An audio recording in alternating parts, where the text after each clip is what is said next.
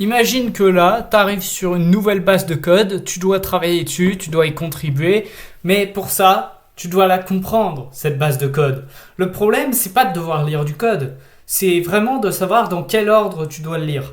Par exemple, si tu touches à FFmpeg pour la première fois, tu vois qu'il y a 1464 fichiers, donc tu commences à en lire un premier, puis un deuxième, et au final, au bout d'une heure ou deux, tu es toujours perdu et tu n'arrives toujours pas à comprendre comment ça marche. Tout simplement parce que tu ne sais pas par où commencer, tu lis les fonctions avant de comprendre où elles sont utilisées et appelées, dans quel contexte du programme, tu perds du temps à reconstruire mentalement l'architecture, parfois tu essaies de lire le code au hasard, ce qui est souvent très lent et chaotique.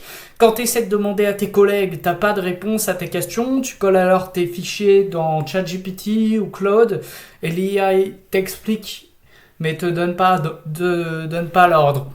Imagine alors que tu disposes d'un outil qui analyse la base de code, trouve les vrais points d'entrée, suit les appels et fait progresser dans un ordre logique. J'ai architecturé puis bâti cet outil grâce à Claude. Donc, pour l'utiliser, vous avez le guide sur la page GitHub. Pour ma part, j'utilise NixOS.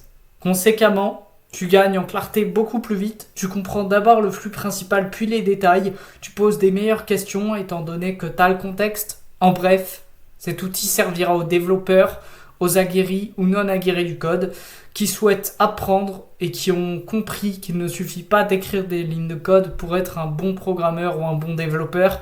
Je donne donc en description le lien de mon GitHub et de mon adresse email.